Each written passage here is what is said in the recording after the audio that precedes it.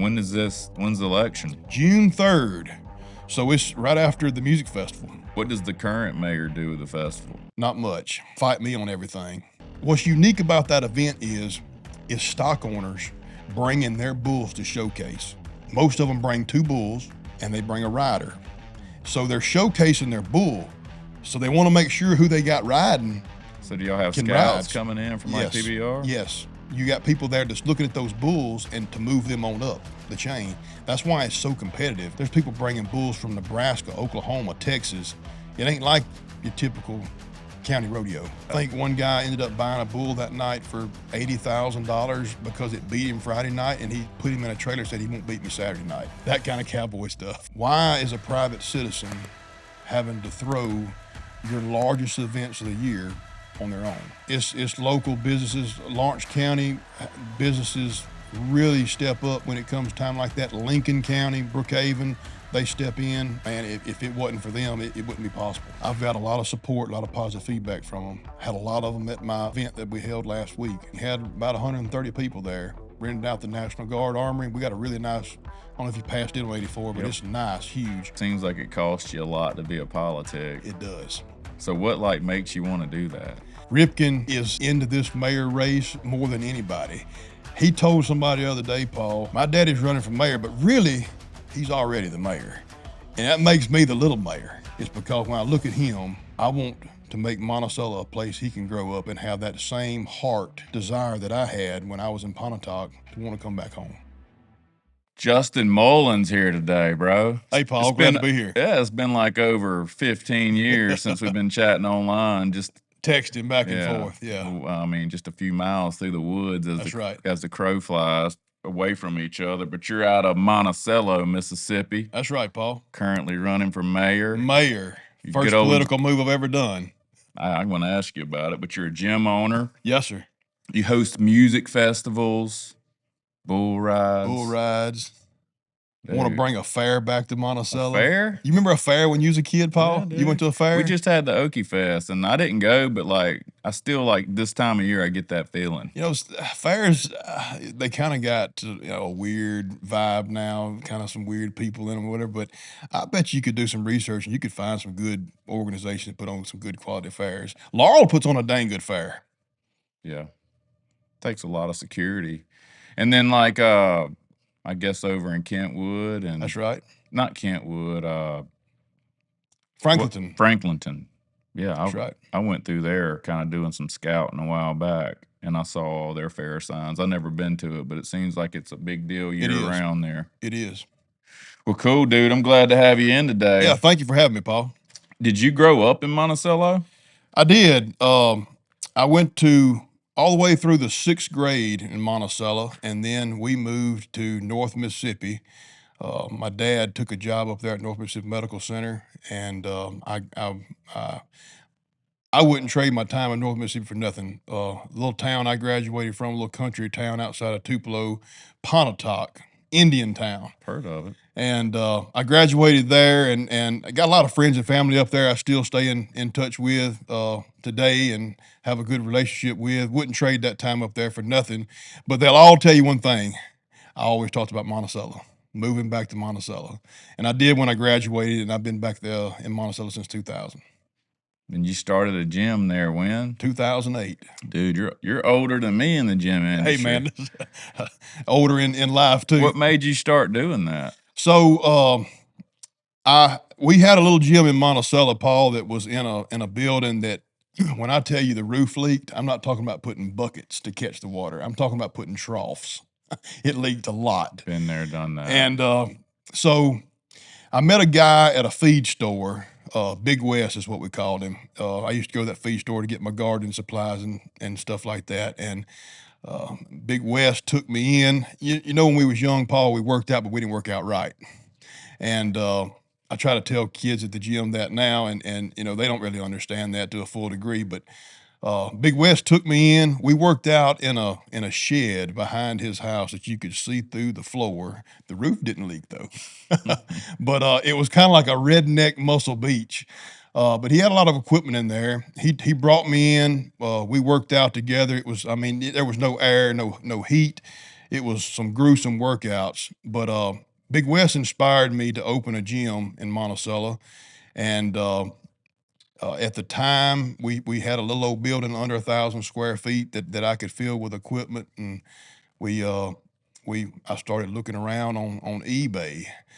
Back then, that's kind of where you shop, was eBay, and I found a guy out of South Carolina that I still have a relationship with today, Bob, and I bought a Nautilus circuit from him that was chain driven, Yep. and it had some pastel green colored pads. It looked terrible. Nautilus used to run the game, though. But that chain driven stuff, and here's the crazy thing. I donated that to the field house in Monticello. There ain't no telling what that equipment's worth now. You could probably get no telling what for it, because you know how equipment is nowadays.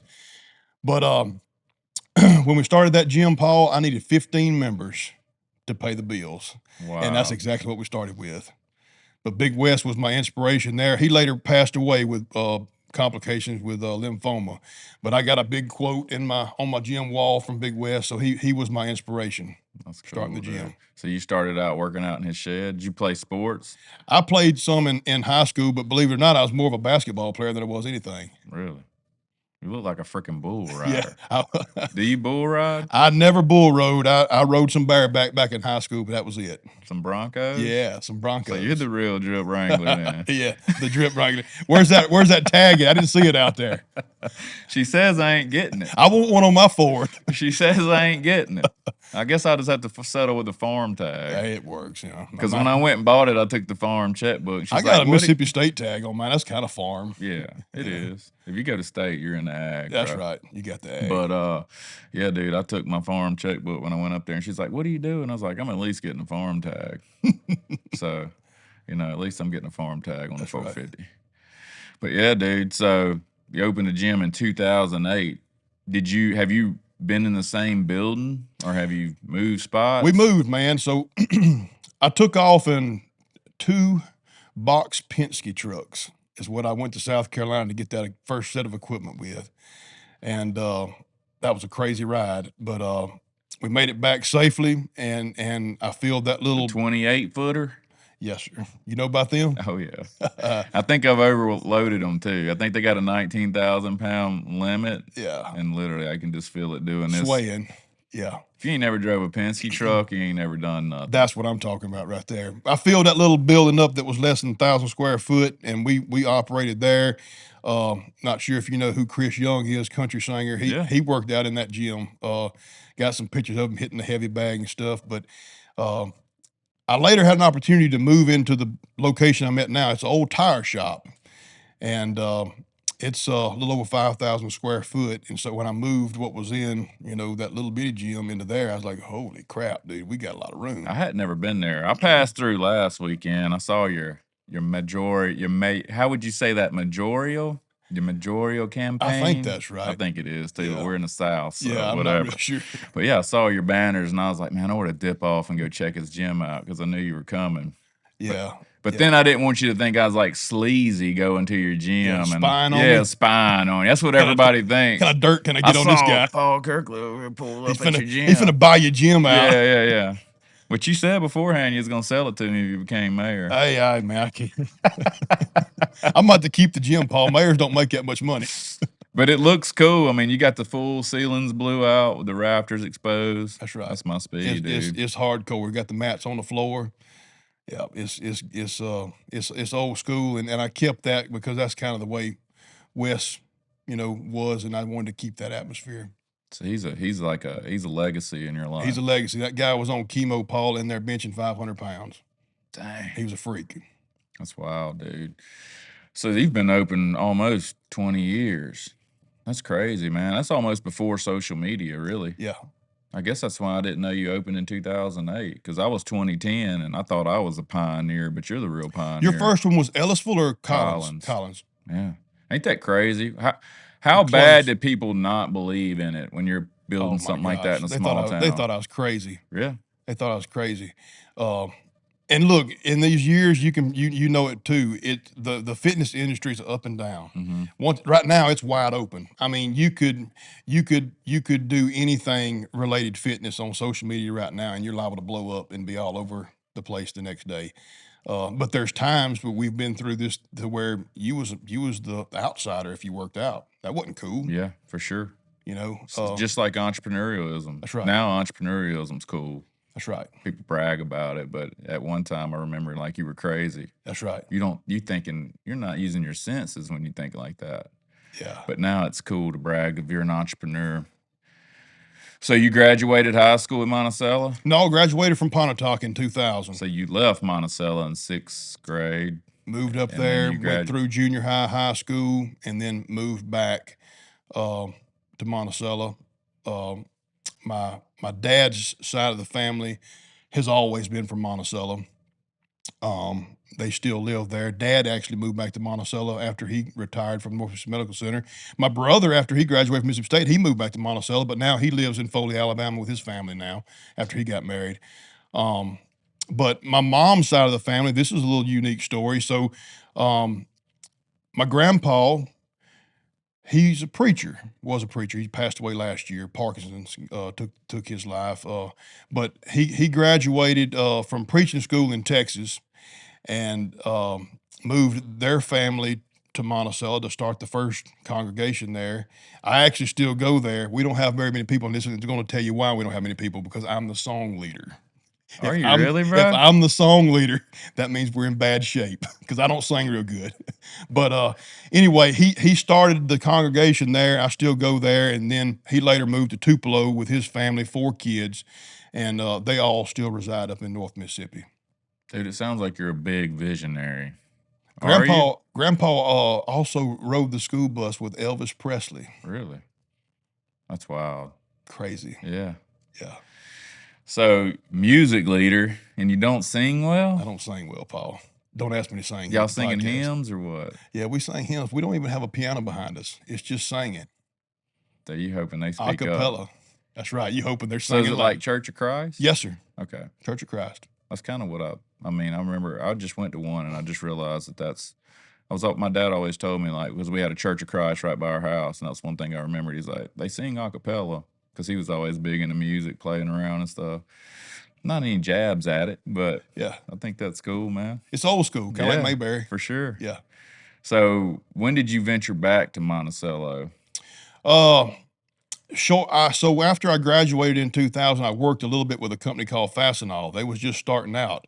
Probably could have made a heck of a career with them because they are big now. They're probably as big, if not bigger, than Granger. So to cut you off, like one of my managers or my key, I'd call her my CEO. Like she's on one of our gym roundtables, but she went recently and toured Fastenal, and the owner of Fastenal toured them on the warehouse. Is it still in Atlanta? Yeah, I believe so. I believe that's where she went. I don't know. I'm getting chills because they go everywhere, and I can't keep up with it. But I just pay for the plane tickets. That's cool. Nah. But no, she did nothing but brag about this guy because he started the company. He's still in there. I think she says he knows every item number to every part. But he had so many systems for you were talking about leadership before we started that she's like, everybody loved him. The way he done everything. He was so approachable, but it's no wonder why he grew it into what he did. Yeah, it's like I said, Paul. When I was working with them, they sent me to Atlanta to train under sales, and the sky was the limit. I just at that time in my mind that just wasn't my career path. I wanted to get back south and kind of feel my way out and kind of see. What do people in Monticello do, bro? Because every time I drive through there, it is literally like, you got to admit, like, dude, we're in like one of the poorest states there are, if not the poorest. And then, dude, you leave Collins, which is poor, and you head, west on 84, and you're like, you go through Prentice, and you're like, man, this is getting Silver deeper Creek, and deeper Monticello, and deeper. Like, and then you finally get to Brookhaven, and you're like, well, they got a little something going on and here. then you start seeing nicer homes and stuff. But even between there's a few scattered nice places. Definitely some beautiful land and country. But I always wonder, like, what do people here do? Monticello, you have Georgia Pacific, the paper mill. That's your big industry there. We do have another industry in town, Atlas, and a wood yard there. But for the most part, Paul, I'd say Georgia Pacific employs most of your workforce around there. And if they're not there, they're usually working in the oil field. Wow. That's crazy, dude. So then, like, does anybody, like, commute to bigger cities? They do. And from talking to people throughout the years, that's one thing that's changed. When that mill first came to Monticello, everybody lived in Monticello. The subdivision in Monticello was pretty much built by, from mill workers. That's where they lived. But as times went on, I guess people don't mind commuting as much as they used to. I don't know what changed there, but now you'll have people that, maybe Monticello's not the ideal place they want to raise their family or whatever. So maybe they're living in Summerall driving, or they're living in Brookhaven driving. Are the schools there good? They are good schools, Paul. They're like probably like around here. They got some work that could be done to make them better. How much power as mayor would you have over helping school systems? So that's going to be more on the county, but I feel like a presence is important. So maybe as a mayor, I don't have the say so as the board would have, but my presence being there, knowing what's going on, shows that I'm involved and interested. I think that matters, and I think that can make a difference. What do you think, like the first day? I think you're going to win it, first of all. I mean, dude, you put on all these events like nobody's business, which I'm going to get to, but like, to me, like running for mayor is just easy for you because, I mean, you throwing on music festivals, bull rides. You've been an entrepreneur for almost 20 years. You've managed huge oil field companies and currently do. As a business owner, we can put the weight on our shoulders and go with it. Get out of the road. Right. We're coming through. In this job here, it's going to be different. I'm going to have to rely on a team, on a board to step in and get behind me on my team and help me make something happen. So if you were to get mayor, do you get to choose that board? Are they all elected? They're all elected, and they're up for this election too. So is any of these people liking you? Some of them like me, Paul. Some of them don't. Some of them probably wish I'd go crawl in a hole somewhere. Why do you think that is, though? You think it's because you are coming in and wanting change? Because change is tough. Change is tough. I think that's what it is, Paul. I think that they've been so content on things being easy and going the way they are right now that change scares them. Maybe they don't know exactly how do we go forward with change. And it's easier to stay stagnant, Well, but a lot of people don't realize you only coast downhill. That's right. And it may not seem like a lot, but you're either regressing or that's right. Degressing. That's exactly right. We know that from business. Right. Like there's no in between. You're either up or down. In a gym, the one, if I'm not bringing in new equipment, I may be changing the way it's laid out, making something look different, making something look fresh. Right. So like, what do you envision that first day being like? First day in office, I figure there's going to be some crazy looks because some of the board members have very much voiced their support for the mayor that's in there now.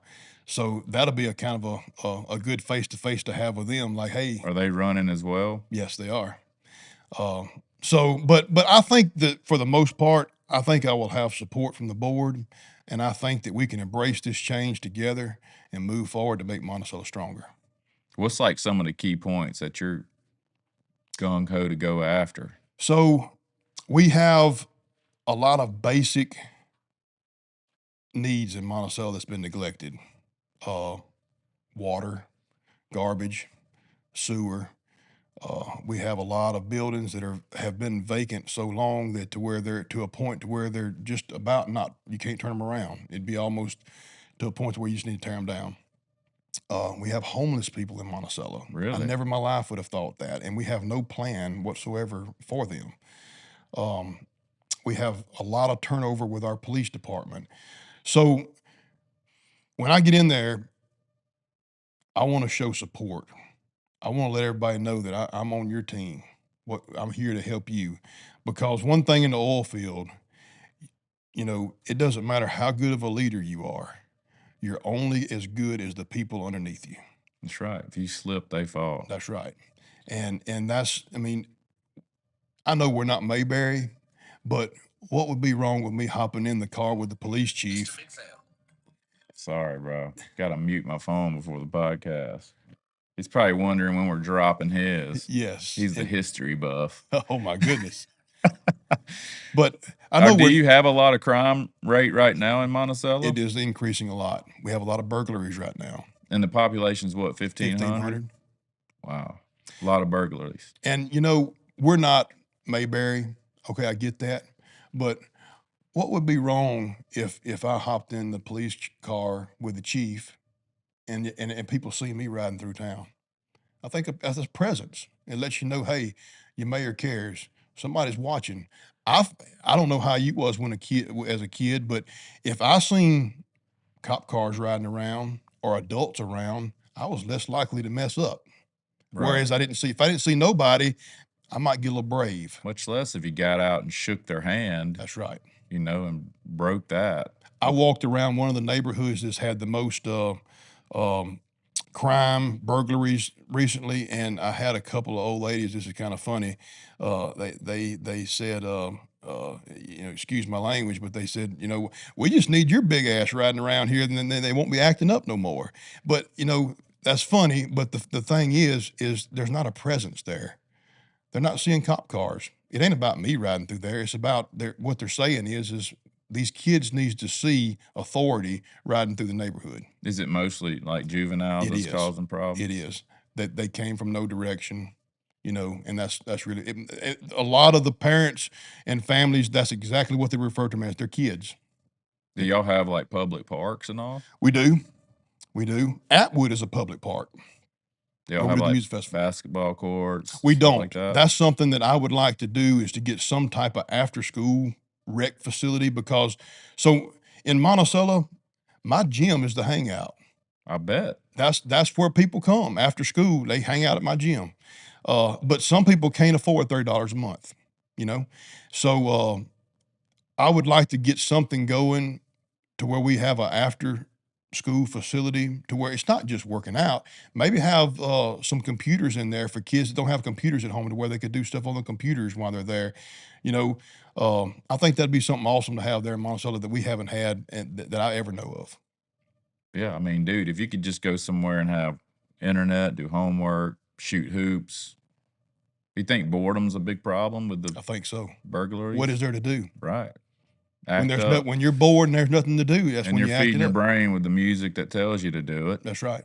That's Watching it the on big social. thing. Yeah, that's their nutrition, literally, to go do that stuff. That's right. And there's nothing else to do. That's wild, man. Because I grew up in Collins. I guess we're just a little bit bigger, but yeah, I mean, there's nothing else to do. Go cause trouble, or nobody rides around anymore. No. Did y'all have a strip back then where everybody rode up and In down? Pontotoc, we rode the court square. We had a square and that's all you did. It's crazy to think about it, dude. Yeah. We just went around and around the square. Monticello, you got the Sonic. You just loop the Sonic is what you do in But they Monticello. still do that. Not as much, no. What do you think's changed? I mean, because I've heard a lot of kids don't even want to get their driver's license. I think it's just the way they was brought up. Where did you first learn how to drive, you think? Lawnmower? Yeah. Me too. Dirt bike, lawnmower. Lawnmower was for dirt bikes, but I would wonder how many, have like mowed a yard. my son Ripken, he sits in my lap when we mow grass. I wonder how many, and I do that because my dad did that. My grandpa did that. Same. I wonder how many parents out there probably do that nowadays. I don't see a lot of that when I'm riding around. Dude, you're just getting down to where they're programmed to be who they are. And if they've not been programmed, then they're going to go with the influence of the music and social media. And we sound like old folks saying that, but that's who's programming them, because daddy's not. Yeah. Grandpa's not. And I hear a lot, Paul, about the games. But heck, Paul, we had games back when we was kids. We played Mario Brothers and Right. all that stuff. Well, my theory on that's like the parents that are complaining about it are the ones that let them start playing it. Yeah. You know what I'm saying? Because they didn't want a parent. So they was like, yeah, let them play the video games. Occupies them. Yeah, we can sit here in silence and do what we want to do. That's right. And then they've created this, and now they say kids are lazy, when they're the ones to me to point the finger at. Yeah. But I'm sure you think like I do, but like, yeah, if I go outside and mow, like my kids are in my lap, I put the little harness thing on, because sometimes they get caught in my handles. But yeah, if I go get on a tractor, same thing. Yesterday evening, hey, y'all want to go pick blackberries? Let's go pick blackberries, because we don't really have the tablets and all that yet. If we go eat or something, I'll definitely whip my phone out. That's right. That's the only time. Yeah. Or if we have like a 3 to 5 hour car ride, about 2 hours in, we got one tablet we keep hid, and we freaking set it on the floorboard back there. We don't even we even don't even fire up the entertainment system in the Yukon, bro. Man, I got to ask you this. You might think I'm crazy.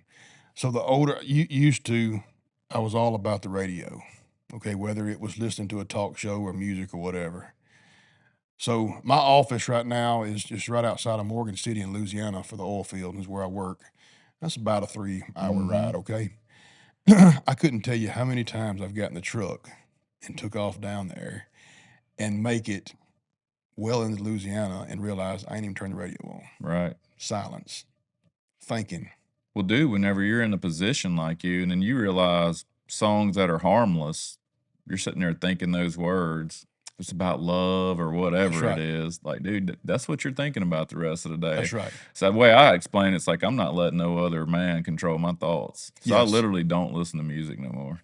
Because I'm not, I mean, I do listen to a lot of books, and I never listened to a book or read a book until about 2 years ago.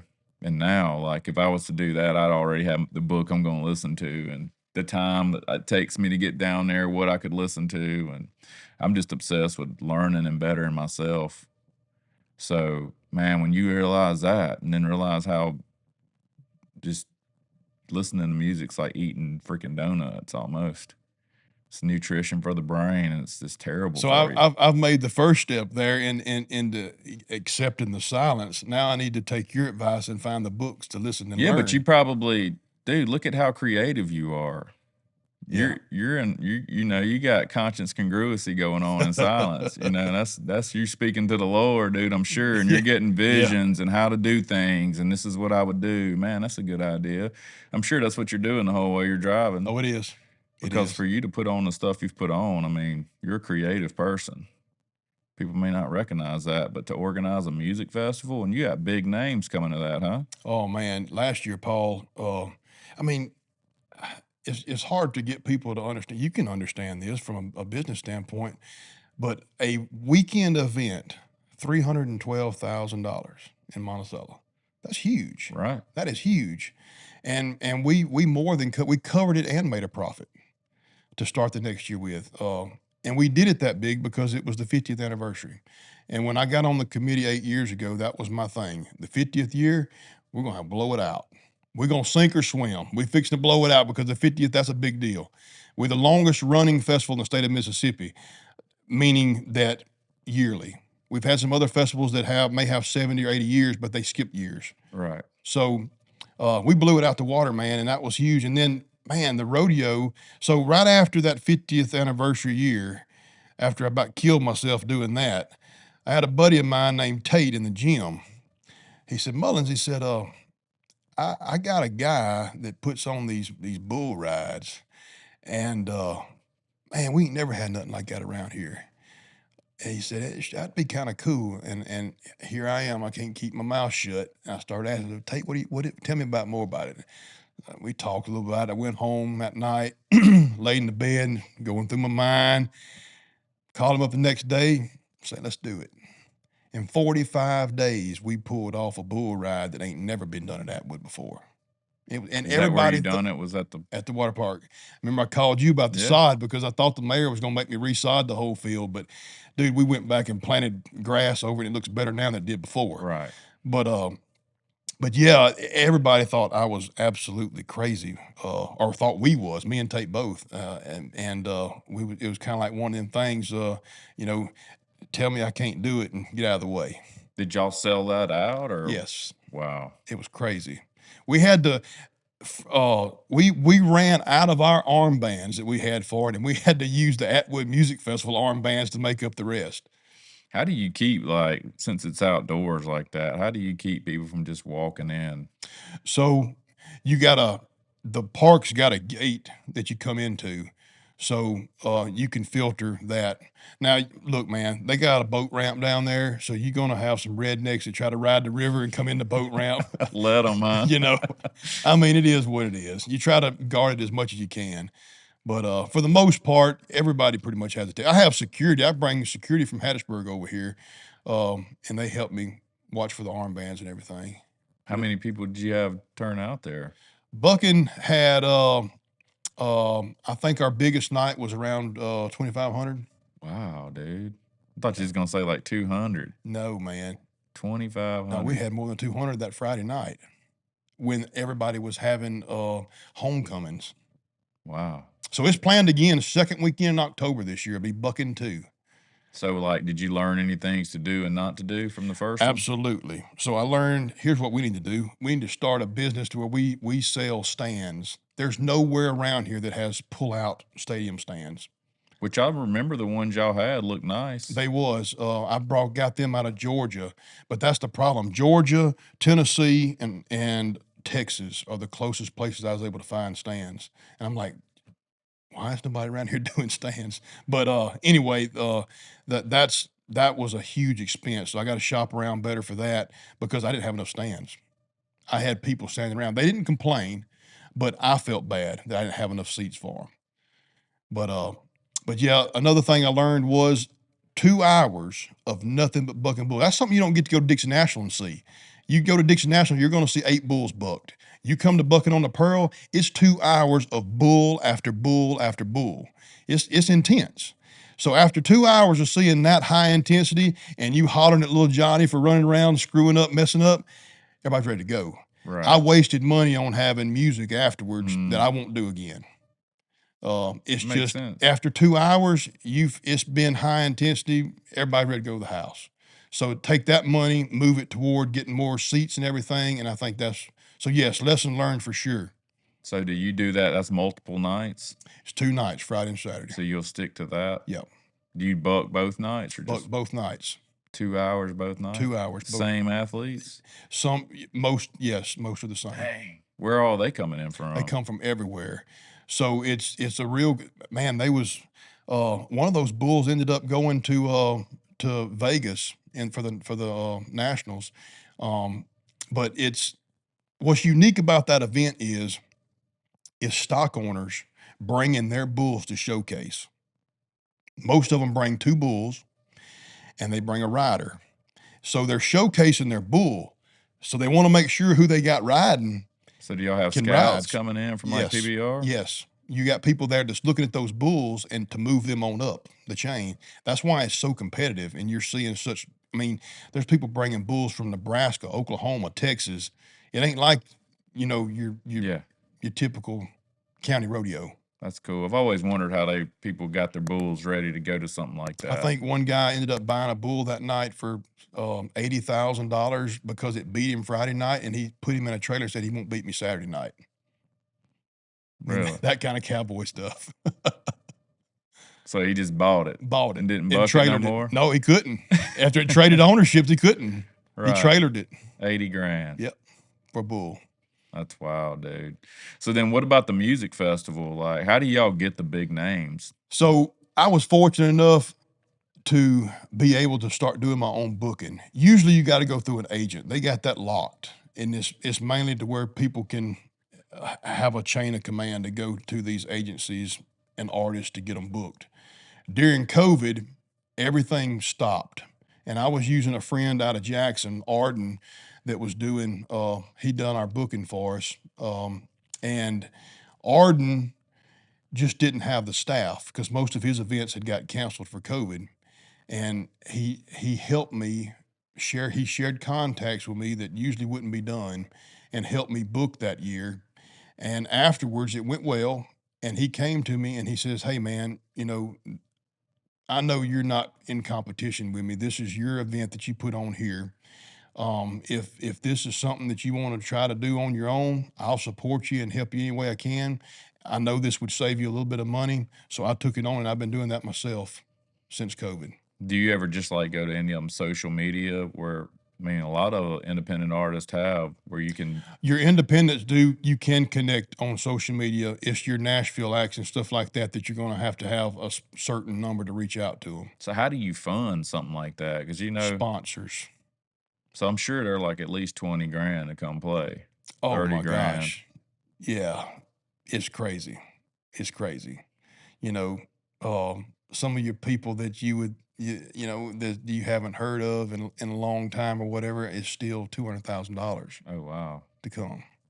Yeah, What's the most you ever spent on an artist since you've been over it? 150 grand. Dang. Yeah, For one night. one night for 90 minutes. 90 minutes. Did they bring the crowd you wanted? They did. They did.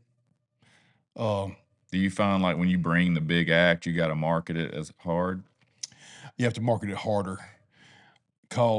So one lesson learned for the 50th is this: you're always going to be limited in Monticello because you don't have places for people to stay like Brandon or somewhere. If you go to Brandon, you got hotels and everything, a lot of different restaurants. Nobody really wants to have to drive back. I had Hattiesburg reached out to me, and we did a package with them to where people could stay in Hattiesburg. But after you've been in an event, probably drinking, who wants to have to drive to Hattiesburg? Who wants to even drive 20 minutes to Brookhaven after you've been there all day drinking and stuff? So, that's where we're limited is for a 2-day event. At best, you're going to get your best crowd on your best night, which is probably Saturday. You're not going to have people that's going to come and stay the whole weekend. Now, the unique thing is that water park has got over 150 camping spots. So your people that camp and have campers is perfect for them. But it's for like you and your family, you would have to drive back home probably that night. Is it family oriented most of the time? It is. We definitely want to keep that. And Bucking was too. I seen more kids at Bucking than I did do at the music festival. That's cool. Because that's one big thing. Like, I always want to take my son to, I see all these ranches in Texas play these music fests, and I see kids running around. That would be really cool. But then I just envision the Collins, the college, concerts where everybody's throwing down. Yeah, it's not like that at all. Anybody who's tried to fight, though? There's sometimes you'll have some kids in the back that try to, pretty weak, though. Yeah, it's pretty weak. You just want to see who's the toughest, Yeah, that's funny. So getting back on the mayor campaign, when's the election? June 3rd. So it's right after the music festival. So what does the current mayor do with the festival? Not much.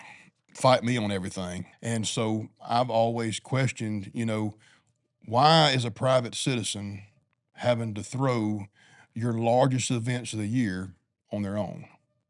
Why is there not some type of organization or town that's doing that also, or at least, if nothing else, supporting it? So you're pretty much responsible for both of them. Me and a buddy of mine are financially liable for both of them. And do you have to rent the park from the city? We do. So, I mean, dude, do you have to get a loan out to do something like that? So far, man, we've been covered. I was very nervous for the first bucking, but our sponsors came in and helped us out. Paul, that's really where it all starts at, is getting those sponsors. That's to get it kicked off enough to where you can pay your bills until your tickets come in. And then it's just on the show. If the tickets don't sell, then you're just going to have to eat it. But for the most part, bucking, we got such a good response out of everyone that we was paid for before we ever sold the first ticket. And is it mostly local businesses or residents? It is. It's local businesses. Lawrence County businesses really step up when it comes time like that. Lincoln County, Brookhaven, they step in. So it is. It's mostly local, and man, if it wasn't for them, it wouldn't be possible. Do you feel like the business owners in the town now are siding with you? I've got a lot of support, a lot of positive feedback from them. Had a lot of them at my event that we held last week. So you had an event last week? Had an event last week. Had about 130 people there. Rented out the National Guard Armory. We got a really nice, I don't know if you passed it on 84, but It's nice, huge. Rented that thing out and fed them some jambalaya and pulled pork, and we had a good time. So, like, I've often wondered that about politics. It seems like it costs you a lot to be a politic. It does. So what, makes you want to do that? Well, Ripken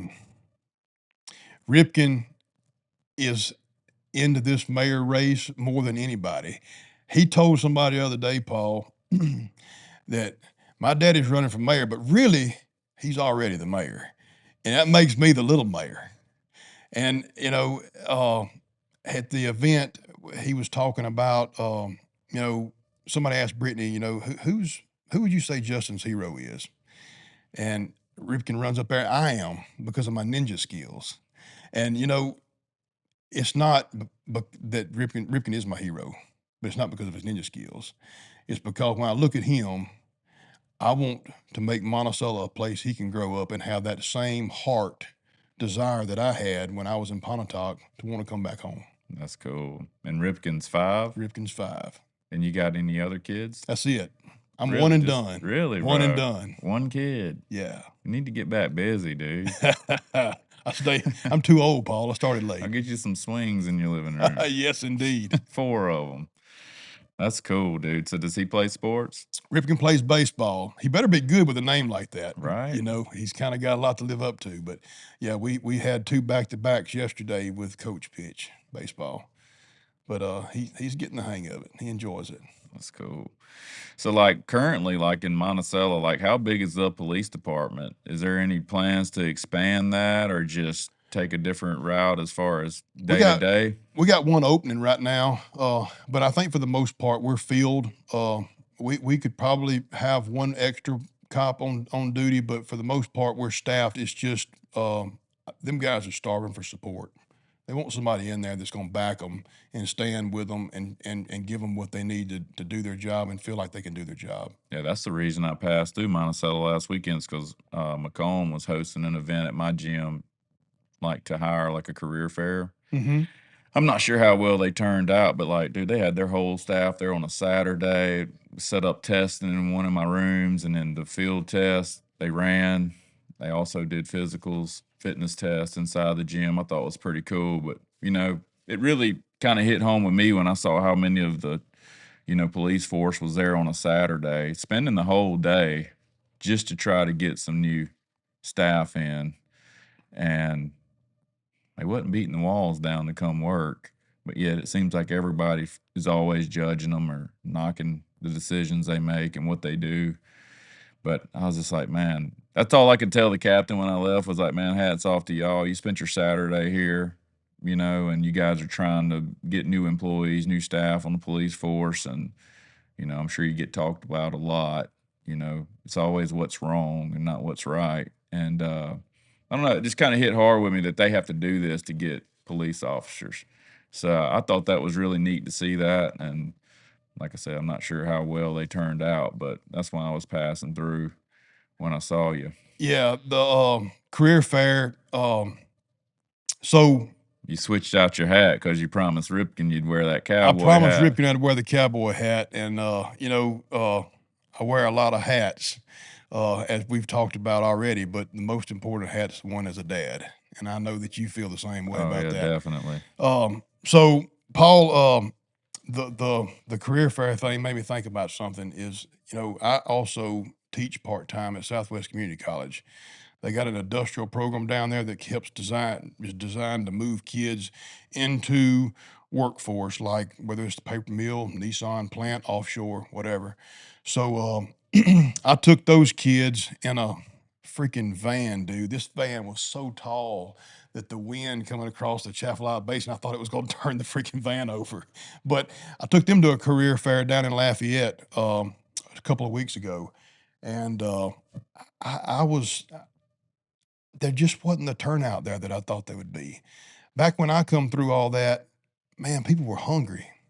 They was I co-opted at Leaf River at the paper mill over there when I was in college, and I remember that's what I was going to do. I was going to work the paper mill, and Chevron came to the college interviewing out of one of the programs, and they didn't have a lot of kids interviewing. So the instructor came in our class and was like, "Hey, anybody want to practice interviewing?" And I was like, "I'll go talk to them."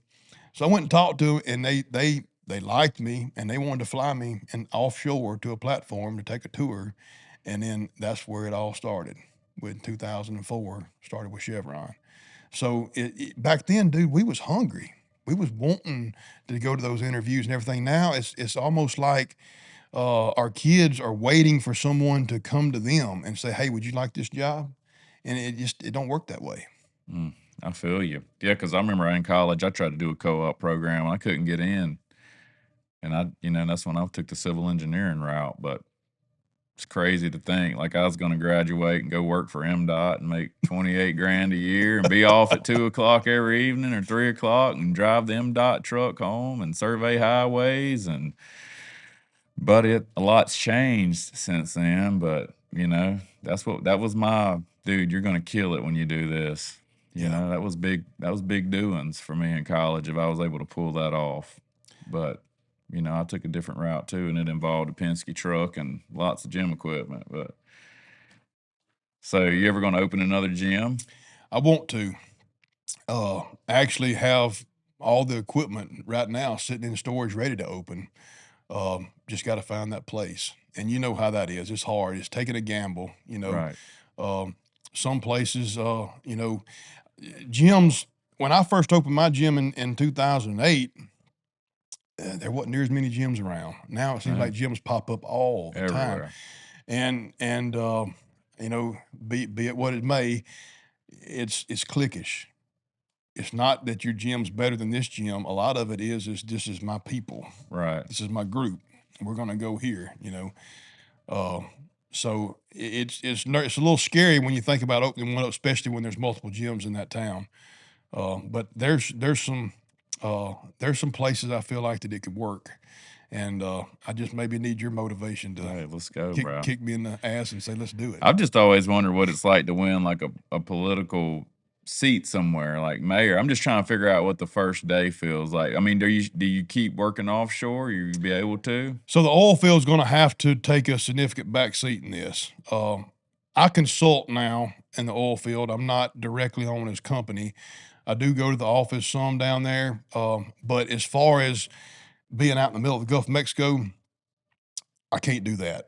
Uh, God forbid a fire truck wreck or a police get shot and I'm not in Monticello or I can't be in Monticello. That's not going to happen. I'm going to Right. be there first and foremost for Monticello, So you'll be in the office on Main Street. right there on City Hall So like, or at the gym across the road. yeah, that's cool though, man. I mean, so what does a mayor like? What's the big things they handle? They just keep everybody together? Are they just the glue that makes everything work? It's funny when I first announced this, everybody was asking, are you Republican? Are you Democrat? Are you Right. conservative? Whatever. Well, I mean, at this particular political, part, it's that you're not, Paul. I'm not going to be able to make transgender bathrooms in Monticello. That's just not going to be me. I mean, that's not what a mayor does. Right.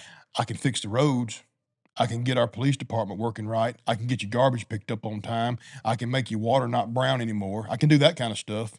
But as far as creating a transgender bathroom at the complex and Right. stuff like that, that's uh, but it's going to be a voice, a support. Finding out what businesses need. There's so much red tape that I feel like could be cut, especially if you got a business wanting to come into Monticello, you ought to be bending over backwards. What can I do to help you? Do you feel like the current administration keeps I feel like that I feel like our current administration feels like that we are protecting Monticello by keeping it small. what do you think that mentality is? Fear. I think it's fear of Do you think change. they're losing power? Yeah, I think that could be it too. I think that's somewhat probably same with churches too. I was just about to say, I see this in church as I well. think churches are afraid to get outside growth because their current, rulers or however you want to call them would be possibly overvoiced. That's wild to me because I've always just been for expansion. If you ain't growing, you're shrinking. Right. That's just the way it is, man. 'Cause I know several small towns around where we are that keep businesses out because they don't want it to change. Competition is good, man. Yeah. I mean, I get that you don't want to hurt, but I mean, we've all, man, Monticello for a long time, always had 2 grocery stores. We had a car dealership, we had, places you could buy tractors, we had restaurants. Man, right now, Paul, if you ain't going to Fit Chef getting meals, and buddy, you ain't eating a whole lot in Monticello. Um, we need and we got places for them to come in. We just need to make ourselves, attractable to get them in there. Yeah, that's tough, man. Because rural small towns, you put yourself in that majorial. I don't know what I'm saying. How if I'm saying I that think it's right? mayoral, I think. Mayoral seat, and it's like, how would I do this instead of just being tactical, saying we need this, we need that. It's also like you do have limited resources. That's right. So how do I take this and get the most out of it? I mean, it's only to bring in more businesses and revenue. That's I right. mean, that's And it. your board of supervisors, that's gonna be where a lot of your that's your business people right there. So I think a good working relationship with them, seeing what can we do? What can we do to work together? That's the key right there is working together. Uh Getting this pride stuff out of the way and not worrying about if it ain't my idea, then I'm not backing it. Work together. If somebody's got a good idea, jump in there and ask them, what can I do to help you with that good idea? Yeah, whether you're red or blue. That's right. That's what I was going to ask that question about the Republican Democrat thing, because to me in these small towns it's more about what's right. What That's do we right. need, not necessarily does it fit a political agenda. And I feel like a lot of towns aren't growing because they're trying to keep that, that standard of, oh, well, we can't do that because we're red, or we can't do that because we're blue, and then the whole town suffers because of it. Yeah. Yeah. I agree. And I just don't really see it like that in these small towns, especially in Mississippi, as we're portrayed. And you go get out on the streets and what reality is, and you're like, man, this stuff doesn't even exist. Yeah. Ripken, I mentioned the name and the baseball and everything. Um, one of the things that I do when I do have time is I made a I've never been a real traveler, and I feel like that holds us back. I think that even though we may not agree with some things that go on in the big cities, I think that you better yourself by going and seeing what's going on there. It gets you outside of Mississippi, gets you outside your bubble. And one way I made myself start traveling is I'm a huge baseball fan. So I said, you know what? I'm going to make it to where I go to every major league ballpark in the country. So I started that a few years back, and I've been to nearly 20 of them. And one unique thing about that is, and that's where I proposed, Denver, Colorado. Brittany went with me there, and most of the ballparks, especially if there's history there, like Wrigley and Fenway, I want to tour the ballpark and kind of see the unique things that they have to offer. Well, uh, there wasn't no history at Denver, Colorado. Right. It's Colorado Rockies ballpark, but I took a tour because that's how I knew I could pull this off. So we're touring the field, and it just so happens it's not long before game time, so they're freaking out there prepping the field. And I'm like, oh man, this is gonna be tough. So they get us all over the dugout to start taking our pictures at the dugout, and I start just kind of creeping off a little bit. And I get about to the first baseline, and I got somebody say, "Hey, where you going?" And then you just got to be committed. You just got to go with it, bro. So I kept going to home plate. There was a guy there raking the batter's box, and I said, "Man, give me 2 minutes." And I just dropped down on home plate, and that's where I proposed to Brittany at. And then we had done it real quick, and then we had to go because security was coming out, fixing to chase us off the field. So I've been to that park. I've been outside of it when I was in Denver, but I had a lot of fun in Denver, really did. Not just because it's where I got engaged, but it was a fun trip. yeah. Well, cool, dude. So mayor race is in June the 3rd. June the 3rd. You got any other big political campaigning you're doing before then? Oh man, everything's fixing to shift to Atwood. Atwood is the 23rd and 24th of May, and that's fixing to consume me for this amount of time. I hope at that event there I can meet and greet people, but a lot of times I'm running crazy. Um, but afterwards, I'll try to enjoy that last week of doing some more politicking. But hopefully, I have reached out enough and got my message out there, and hopefully, I have enough people that believe that Monticello, their better days are not behind us; they're in front of us. and we can together make Monticello strong again. Dude, I feel like you got it, bro. Yeah. Tell me something about you, Paul, that somebody wouldn't know. What was something somebody not know about Paul? Man, you got to ask me. What's something you want to know, bro? Let's have a funny moment here. All right. What do you think? What do you think somebody doesn't know about me? Like a daily thing with Paul. What would somebody not know?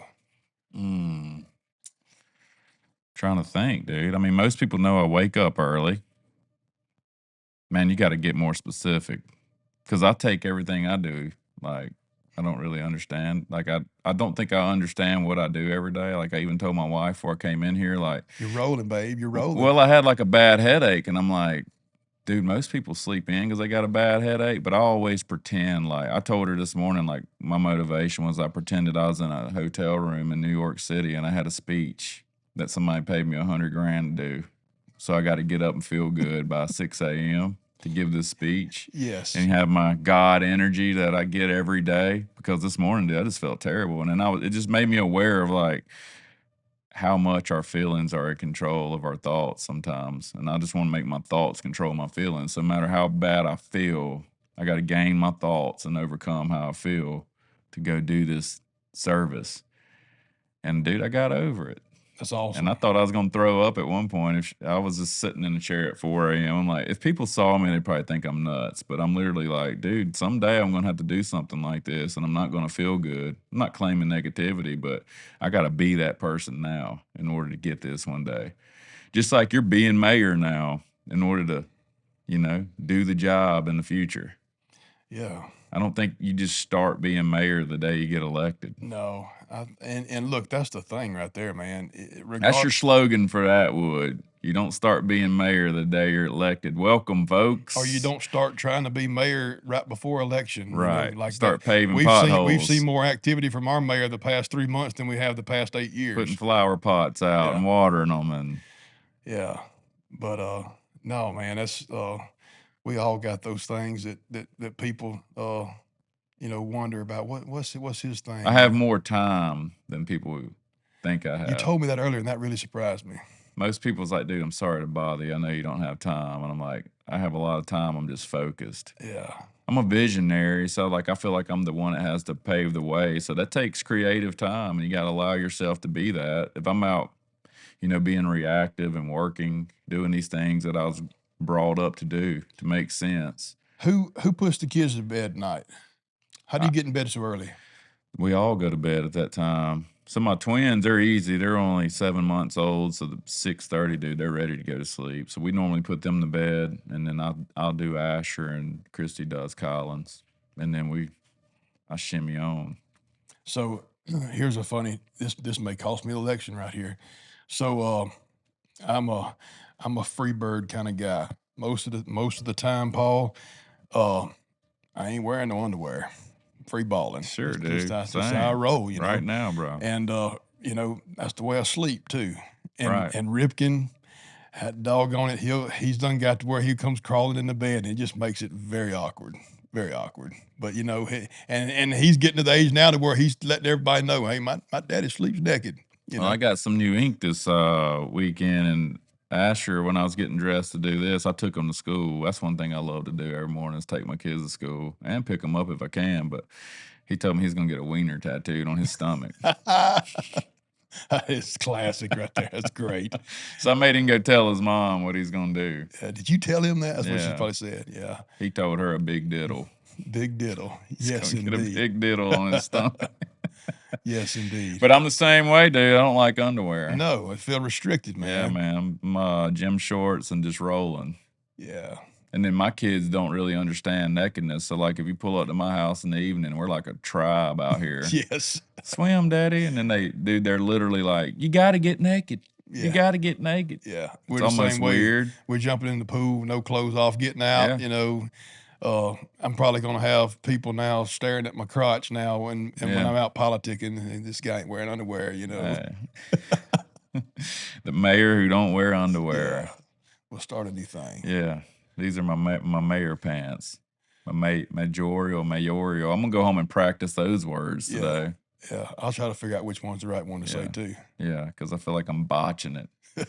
But dude, I'm glad you came today. Yes, indeed. Yes, indeed. I wanted to talk more about gyms, but dude, I want you to be the mayor of Monticello too. Hey, man, I think we got time to talk gyms too. Yeah.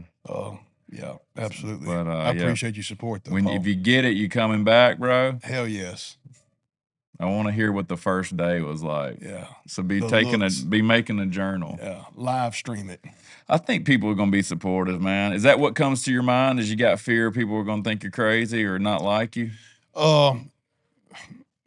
Honestly, Paul, my biggest fear is, like we talked about before, in business, we put the weight on our shoulders and we roll with it.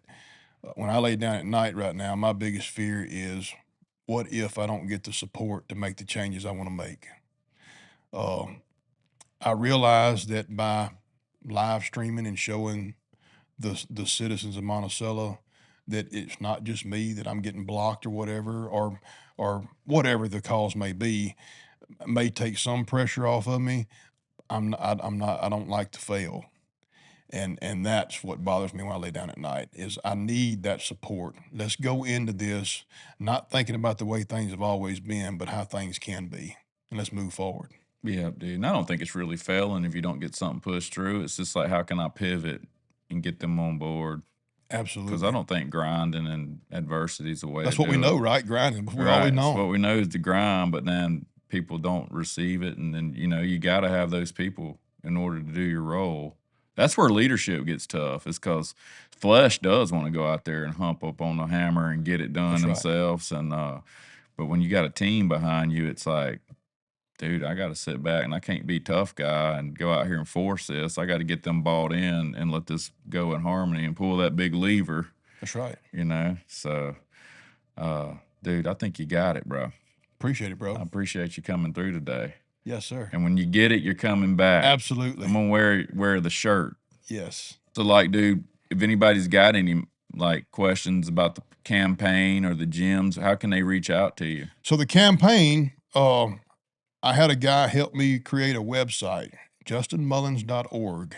That's got all my campaign stuff, how to reach me, it's got on there, if you need help registering to vote or whatever, that's on there too. The gym is on all your social platforms. My cell phone number is still the old school way. It's on the door. Seriously. So that tells a lot about you, man. If you got a problem at the gym, you call me. My phone's the one that rings. And that's Mullins Gym? Mullins Gym. And then I've got a nutrition store inside Mullins Gym, Peak Performance Nutrition, that we sell supplements and everything also. And it's the same contact also. But that's it, brother. Cool, man. Don't want to be able people. I'm easy to get in touch with. Yeah, a good deal. All right, dude. Till next time, bro. Later, Paul. All right, later. He's been able to build teams to take loads off of him, and I haven't. I'm still carrying that load myself.